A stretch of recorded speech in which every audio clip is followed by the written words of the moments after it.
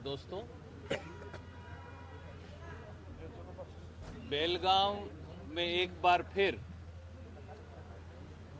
पुरातन, वर्तमान और भविष्य तीनों का बेहतरीन मिश्रण होने जा रहा है। बेलगांव हिंदुस्तान के इतिहास का एक अभिन्न हिस्सा है। बेलगांव से महात्मा गांधी ने न केवल भारतीय राष्ट्रीय कांग्रेस के अध्यक्ष के तौर पर एक नई पारी की शुरुआत की थी, पर देश के स्वतंत्रता आंदोलन को एक नई दशा और दिशा बेलगांव के कांग्रेस अधिवेशन ने 1924 में दिखाई थी। बेलगांव के उस अधिवेशन से सविनय अवज्ञा आंदोलन, जिस प्रकार से ब्रितानवी अंग्रेज की सरकार के खिलाफ पूरे देश में एक नए आंदोलन का संचार हुआ था, वो महात्मा गांधी ने बेलगांव की ऐतिहासिक धरती से ही किया था। जिस प्रकार से समाज की कुरीतियों के खिलाफ लड़ने और पूरे समाज को इकट्ठा कर जात और धर्म का भेदभाव मिटाकर, क्षेत्रवाद का भेदभाव मिटाकर पूरे देश को एक सूत्र में पिरोकर सत्याग्रह के रास्ते पर लेकर चलने का कांग्रेस ने संकल्प किया था, वो भी महात्मा गांधी के नेतृत्व में बेलगांव में हुआ था। एक बार फिर 100 साल के बाद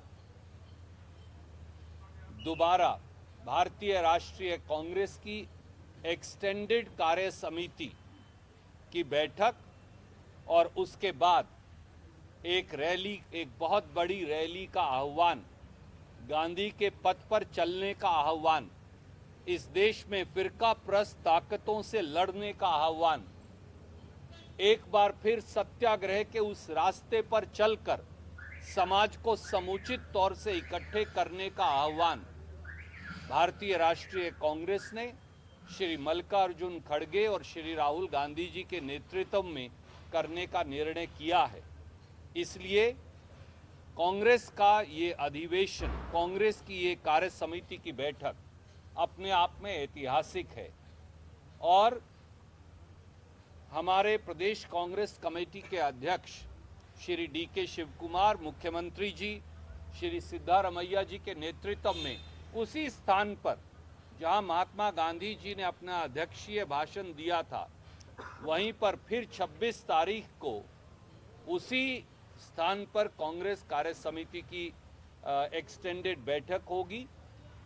अगले दिन विधानसभा में महात्मा गांधी जी की प्रतिमा का अनावरण होगा और एक बहुत बड़ी जनसभा गांधी के पथ पर पूरे कर्नाटक सहित देश को रीडेडिकेट करने के लिए और उनके दिखाए रास्ते पर चलने के लिए एक बार फिर उसका आयोजन होगा।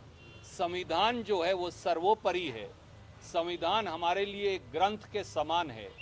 आज भारतीय जनता पार्टी बाबा साहब अंबेडकर का अपमान भी करती है।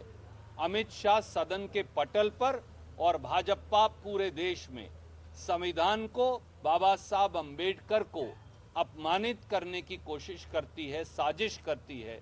तो दूसरी ओर ये अधिवेशन, कांग्रेस कार्य समिति की बैठक और ये जनसभा इस बात का संकल्प होगी कि किस प्रकार से ये देश और इस देश के लोग केवल संविधान के अनुरूप चलेंगे। मैं अब अनुरोध करूंगा प्रदेश कांग्रेस कमेटी के अध्यक्ष डी.के. शिवकुमार जी से कि वो अपनी बात कहें। जी, सब आ रहे हैं।